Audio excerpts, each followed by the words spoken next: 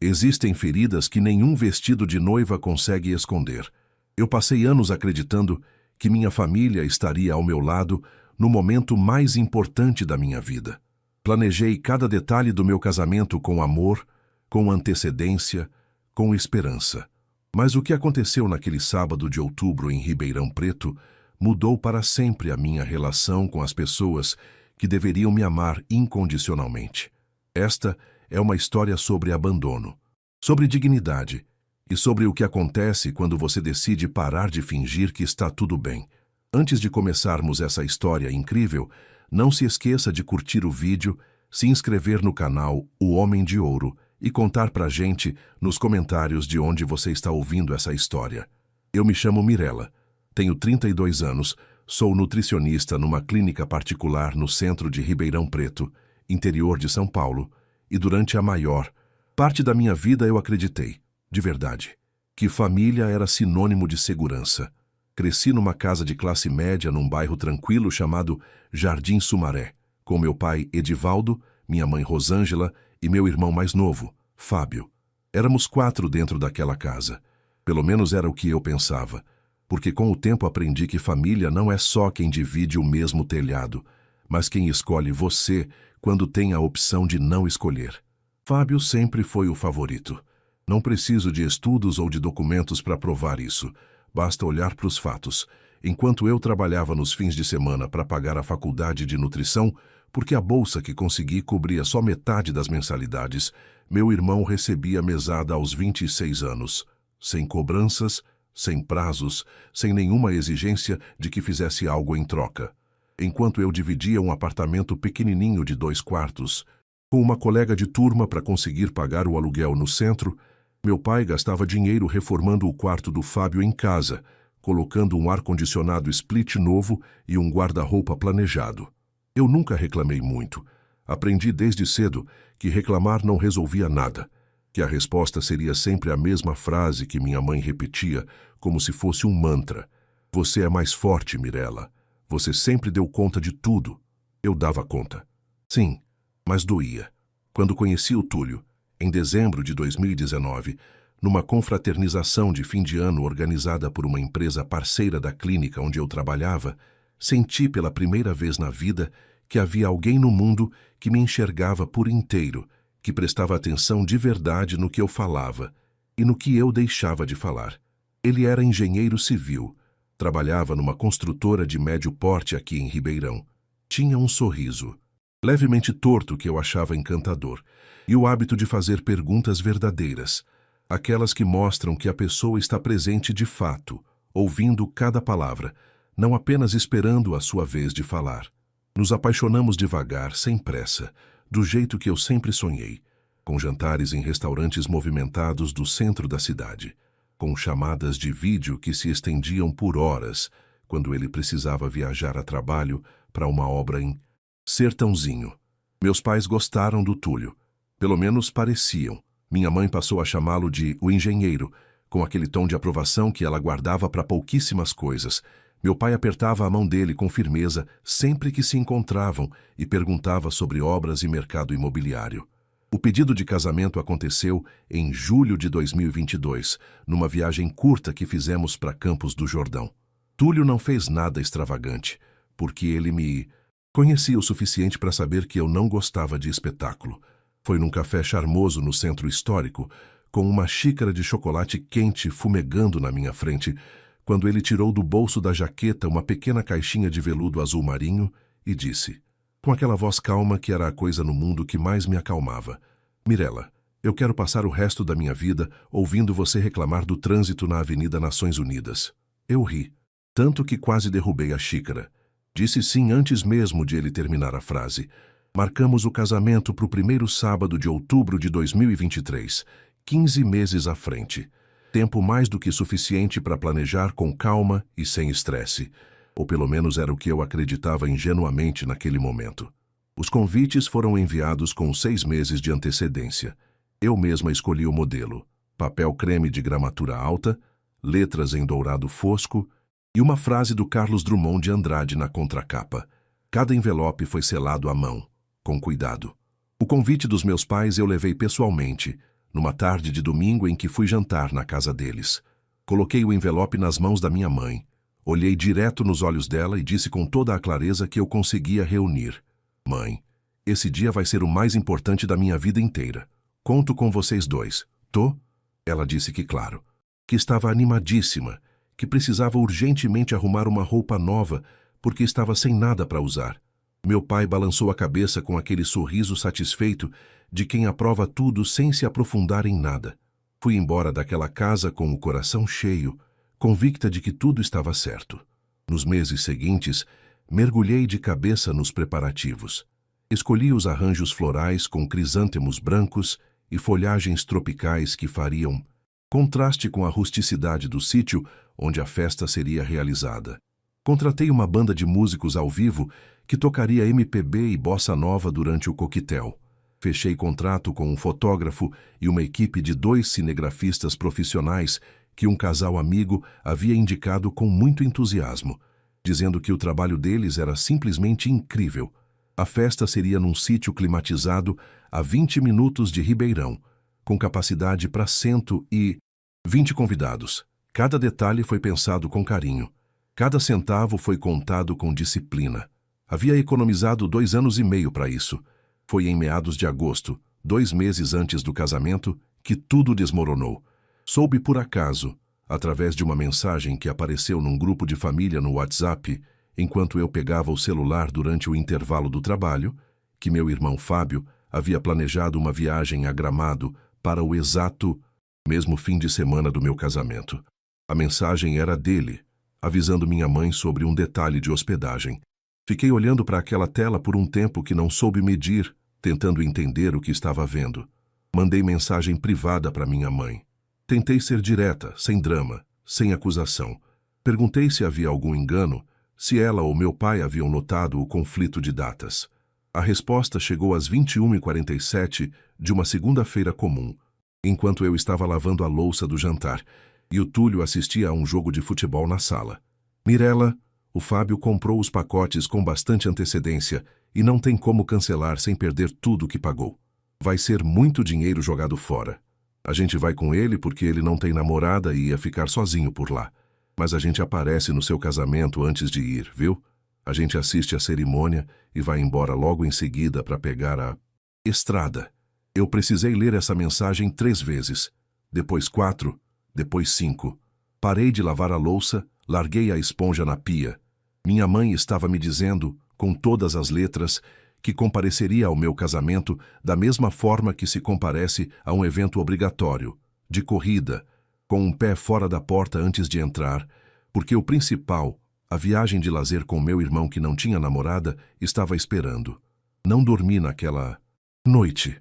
Fiquei deitada ao lado do Túlio, de olhos abertos no teto de estuque branco do nosso quarto, ouvindo o barulho suave do ventilador girando lentamente e o som distante da rua.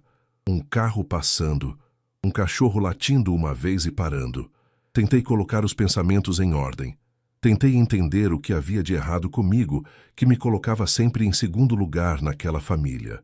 Conversamos.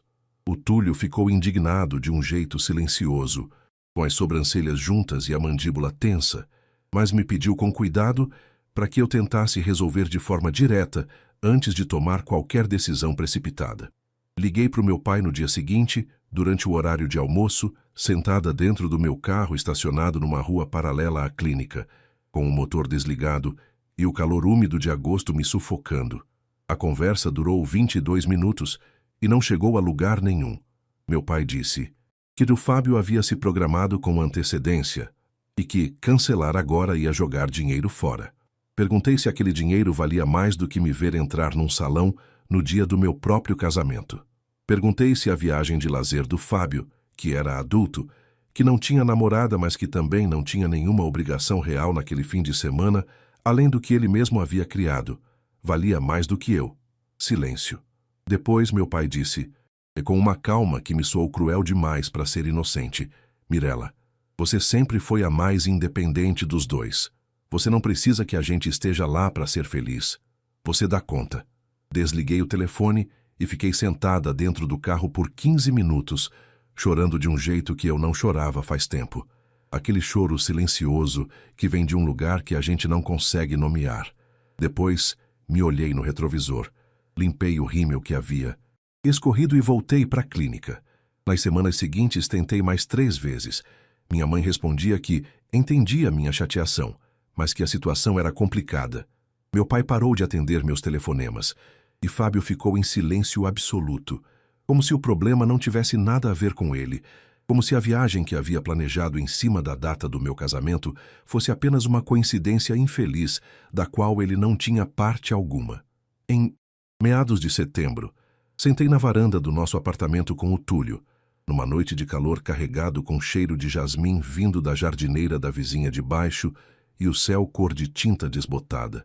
Coloquei minha taça de vinho tinto na mesinha de plástico branco, respirei fundo e disse, com uma clareza que me surpreendeu até a mim mesma, se eles escolheram não estar lá de verdade, então eu não quero que eles estejam, mas eu preciso de alguém para me levar até o altar.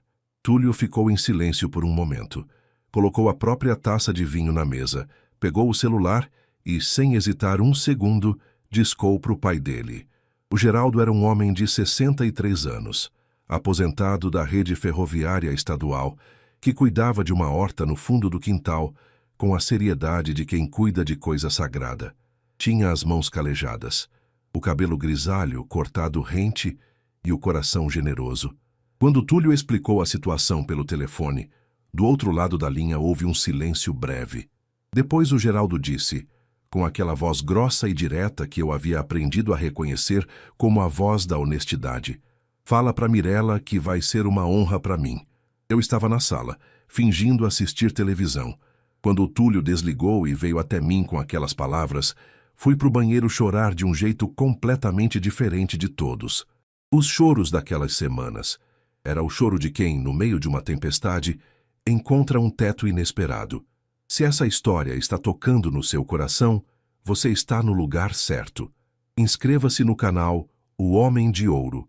Ative o sininho e venha acompanhar histórias como essa todos os dias. A manhã do casamento chegou com aquela luz de outubro que parece ter sido inventada para esse fim. Um sol dourado e levemente preguiçoso que entrava pelas venezianas do quarto do sítio, onde eu havia passado a noite anterior com minha melhor amiga, a Priscila. Ela havia viajado de Campinas na tarde de sexta-feira exclusivamente para estar comigo, dormido na mesma cama king que o sítio disponibilizava para a noiva. Me acordado às 6h30 com um café com leite quentinho e a frase, acorda, noiva, hoje você merece tudo. Me sentei na cama e olhei para o teto por um momento. O quarto era simples, e paredes brancas e uma janela dando para o jardim lateral do sítio, de onde eu conseguia ouvir o canto de passarinhos e o barulho suave de um regador automático funcionando lá fora. Chegando da direção do salão principal, o cheiro adocicado de flores cortadas. Os arranjos haviam chegado às 5 da manhã. Era o meu dia, o dia mais importante da minha vida, e meus pais estavam, naquele exato momento, se preparando para uma viagem de estrada, para Gramado com meu irmão. Engoli esse pensamento com cuidado, como se fosse um comprimido amargo. Não ia deixar que ele me consumisse. Tinha tomado minha decisão semanas atrás. Havia me preparado emocionalmente da melhor forma que consegui.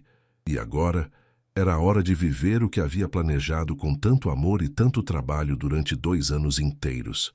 Priscila era um furacão cuidadosamente organizado. Tinha uma lista no celular.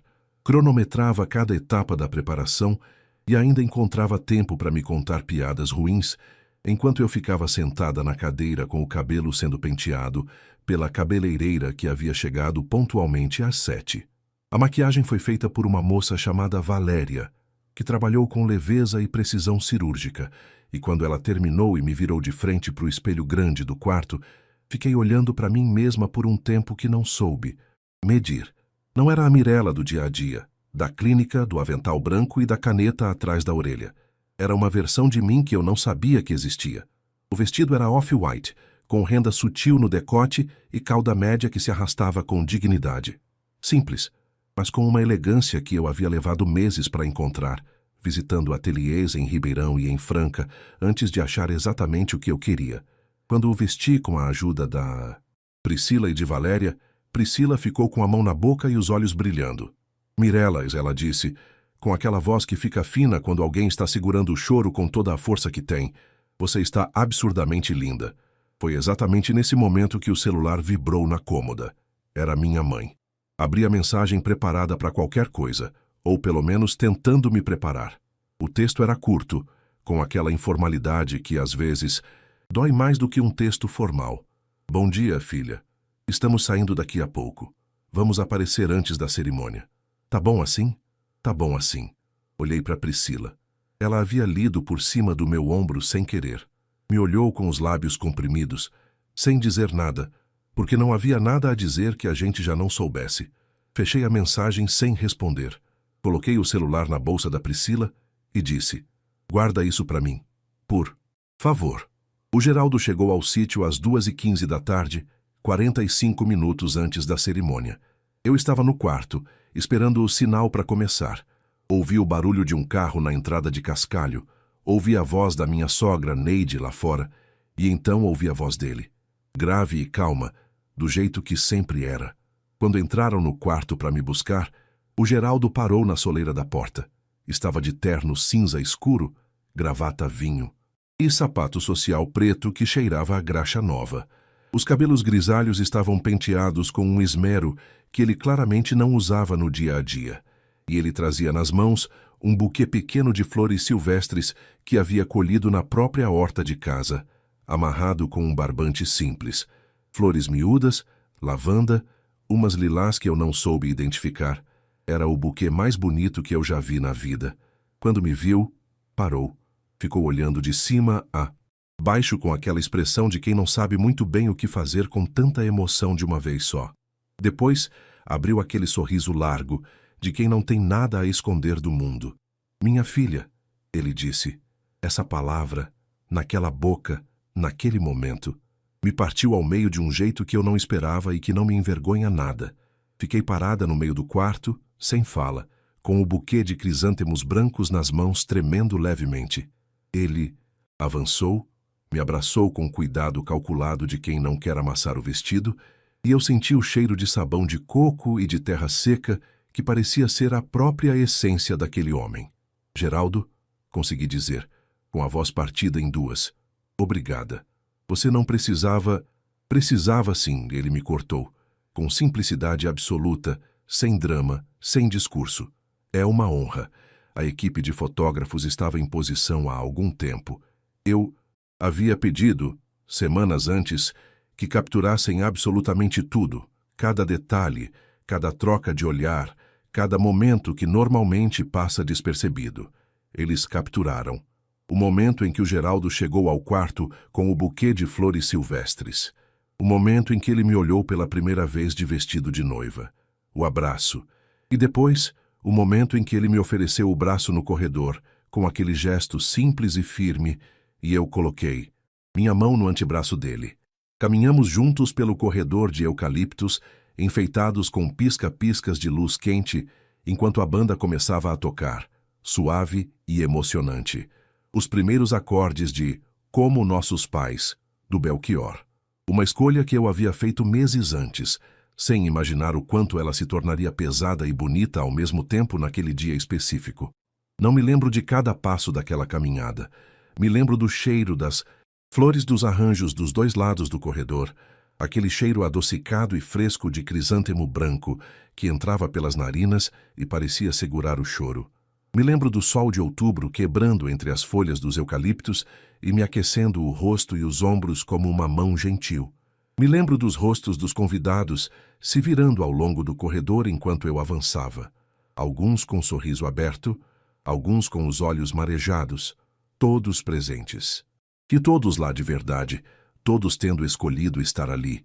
Me lembro do Túlio lá na frente, esperando com as mãos entrelaçadas na frente do corpo e os olhos que não conseguiam esconder absolutamente nada, cheios de uma emoção que eu reconhecia como minha também.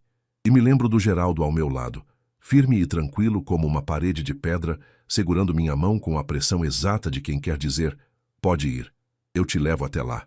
A cerimônia foi linda do jeito que as coisas simples e verdadeiras são lindas. O padre falou de amor como uma escolha diária, de perdão como exercício contínuo e de família como o grupo de pessoas que escolhe aparecer quando aparece importa. Achei que ele estava falando especificamente para mim, com um microfone voltado só na minha direção. Quando Geraldo me entregou pro Túlio, no altar decorado com flores brancas e ramos de folhagem, virou pro genro e disse, num sussurro que o microfone não conseguiu pegar, mas que eu ouvi com clareza: "Cuida dela, meu filho." O Túlio respondeu sem hesitar: "Com a minha vida." Meus pais chegaram durante o final da cerimônia. Eu os vi entrarem pelos fundos do espaço quando o padre ainda estava com a palavra, deslizando pelas cadeiras laterais sem fazer muito barulho.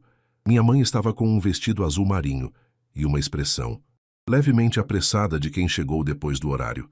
Meu pai entrou logo atrás, de terno bege que não era o que havia prometido usar. Eles ficaram perto da entrada, de pé, porque não havia mais nenhuma cadeira livre disponível. Ficaram olhando por talvez 20 minutos. Quando a cerimônia terminou e os convidados se levantaram com aplausos e o Túlio me beijou com aquele beijo que durou mais do que o necessário e menos do que eu queria, vi minha mãe se aproximando entre as pessoas. Me abraçou brevemente, com aquele abraço curto e educado de quem não sabe bem o que fazer com o próprio corpo numa situação como essa. Disse: "Que lindo, Mirella. Ficou muito bonito." Meu pai apertou minha mão e assentiu com a cabeça, olhando para o espaço ao meu redor sem olhar para mim de verdade. 10 minutos depois, quando a equipe de fotógrafos estava me chamando para as fotos externas e eu me virei para procurar meus pais entre os convidados. Eles já haviam ido embora. A estrada para Gramado estava chamando mais alto do que qualquer coisa naquele sítio. A recepção continuou sem eles. E foi, mesmo assim, uma das noites mais bonitas e inteiras da minha vida. Na madrugada, já no quarto do hotel boutique que havíamos reservado na Serra Gaúcha para a lua de mel, com o Túlio dormindo ao meu lado e o silêncio pesado e limpo da noite de outubro lá fora, fiquei deitada de costas com os olhos no teto e os pensamentos organizando-se devagar, como fotografias sendo desenvolvidas numa câmara escura. Pensei no Geraldo e naquele buquê de flores silvestres amarrado com barbante. Pensei nos olhos do Túlio quando me viu entrar pelo corredor de eucaliptos. Pensei nos convidados que estavam lá, de verdade, que haviam viajado, arrumado roupa, dado um jeito, porque quiseram estar ali. E pensei, inevitavelmente, nos meus pais encostados na entrada do espaço como quem espera o ônibus e na forma silenciosa como haviam desaparecido antes do coquetel. E então pensei na equipe de fotógrafos, em tudo que eles haviam filmado, em cada detalhe que eu havia pedido que capturassem. Olhei para o celular. Eram quase 2 da manhã.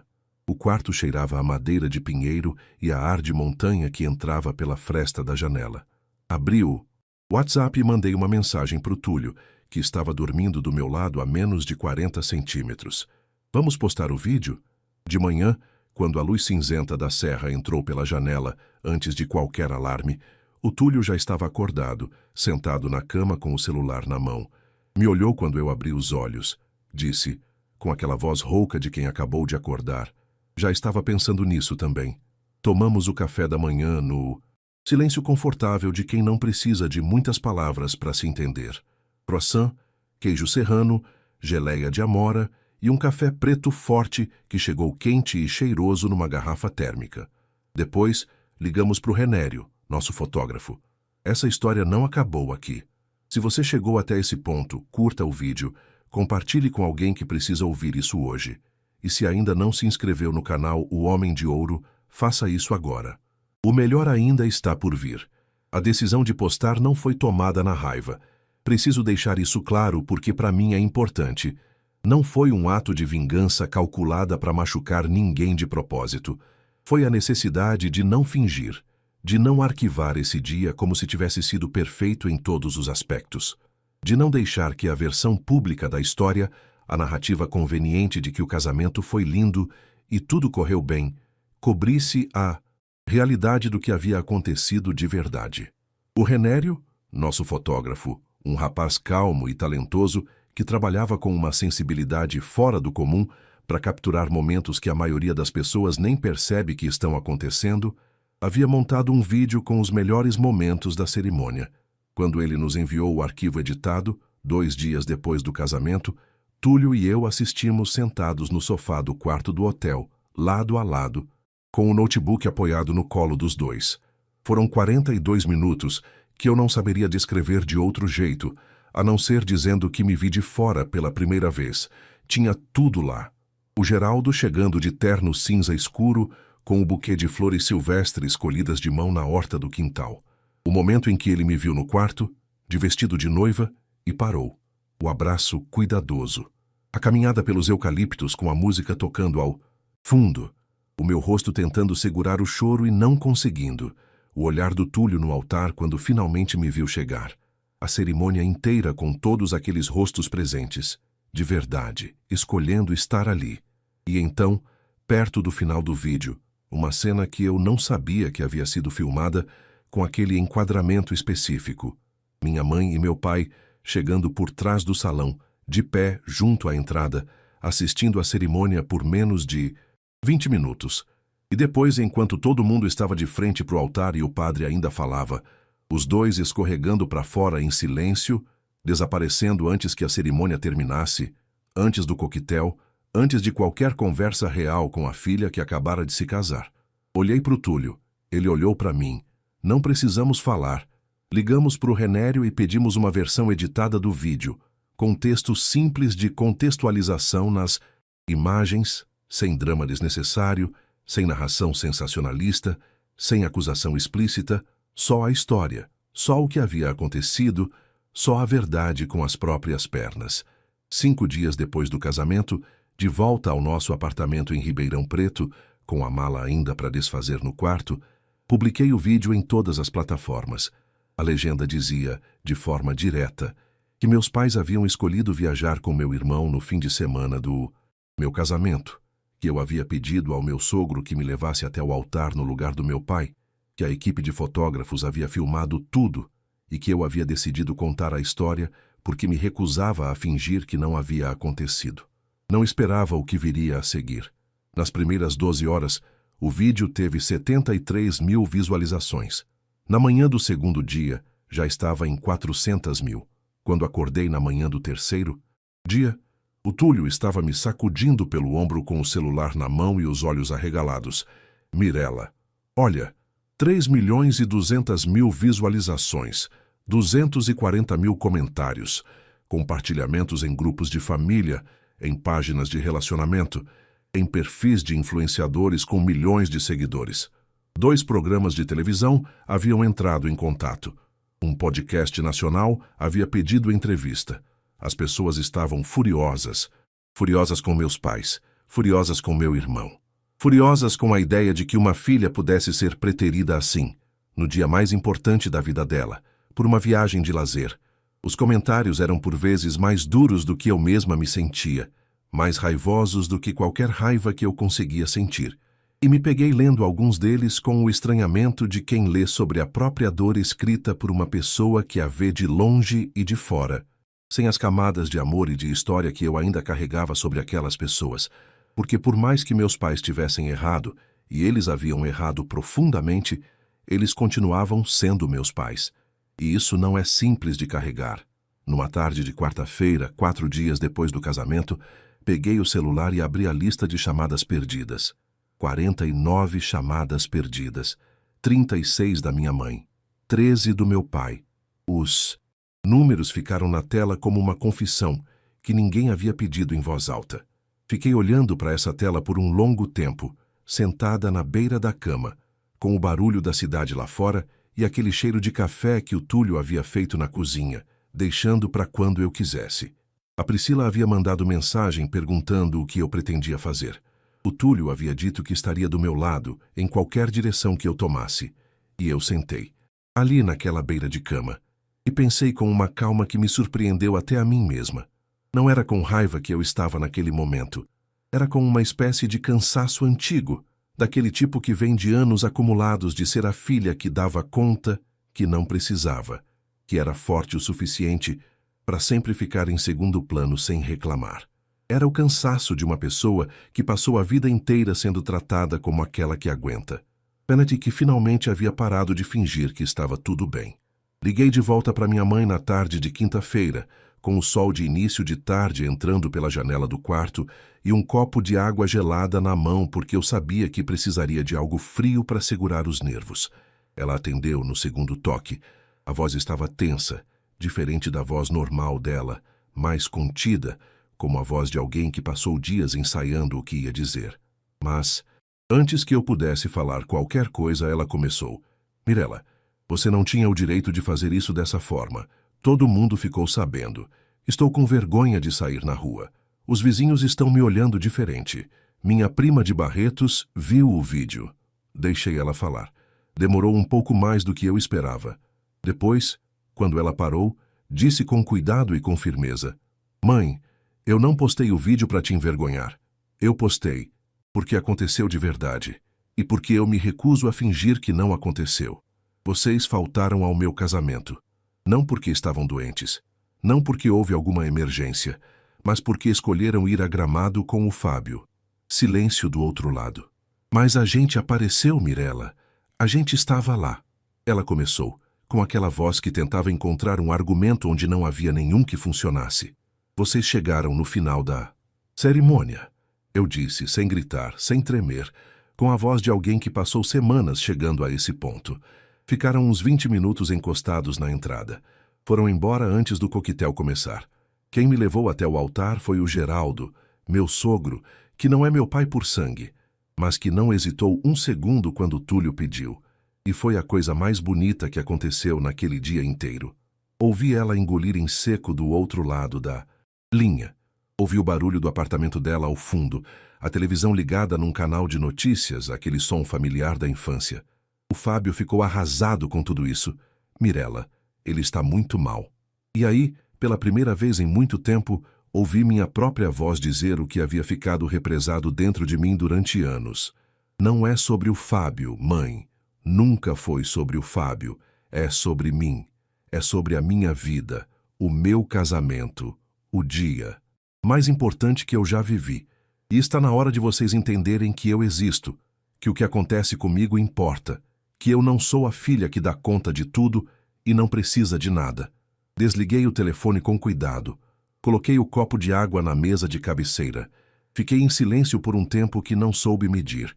Meu pai me ligou horas depois, num horário estranho para ele, quase meia-noite, quando as coisas que a luz do dia ajuda a suportar ficam mais difíceis de ignorar. Atendi. Ele ficou em silêncio por um momento logo depois do alô, como se não soubesse por onde começar depois de tanto tempo sempre sabendo. E então disse, com uma voz que eu nunca havia ouvido nele antes, mais baixa, mais devagar, sem a segurança costumeira. Eu errei, Mirella. Eu sei que errei. Não precisei responder de imediato. Deixei o silêncio existir entre nós por um tempo que não soube. A medir, era o tipo de silêncio em que as coisas não ditas da vida toda ficam flutuando, pesadas e necessárias ao mesmo tempo. Depois disse, eu sei, pai. Não resolvi tudo naquela noite. Essas coisas não se resolvem em uma conversa, em uma admissão, em um eu errei que chega tarde, mas que chega. Levei meses para conseguir processar, para sentar na mesma mesa deles num jantar, sem sentir o nó antigo se formando no estômago. Minha relação com o Fábio ficou fragilizada, de uma forma que não sei dizer se vai ou não voltar ao que era. E honestamente, não sei se o que era já era suficiente para valer a pena reconstituir. Mas o que eu sei, com a clareza de quem passou por um fogo e saiu do outro lado sem precisar de permissão para isso, é o seguinte: naquele dia de outubro, com o sol dourado de Ribeirão quebrando entre os eucaliptos do sítio e a música do Belchior tocando ao fundo, foi um homem de 63 anos com mãos calejadas de terra e um buquê de flores colhidas de quintal que me levou até o altar. E isso não foi uma substituição, foi uma revelação, uma prova de que família não é só o que se nasce, mas o que se escolhe e o que escolhe a gente de volta, sem precisar de nenhuma condição. O vídeo encerrou com quase 12 milhões de visualizações. Recebi mensagens de mulheres e homens de todo o Brasil, de Portugal, do Uruguai, da Argentina, todos carregando uma versão parecida da mesma história, todos com um peso silencioso de ser sempre o segundo, o que aguenta, o que dá conta sem reclamar e sem ser reconhecido por isso. E se tem uma coisa que aprendi com tudo isso, é que essa dor, a de ser preterida por quem deveria te escolher acima de qualquer outra coisa, é uma das dores mais comuns e mais silenciosas que existem. Raramente recebe um nome, raramente é dita em voz alta, para fora, sem vergonha e sem desculpa. Eu dei um nome ao meu, em voz alta, para 12 milhões de pessoas que estavam ouvindo, e escolhi não carregar mais sozinha. Obrigado por assistir. Um abraço do Homem de Ouro.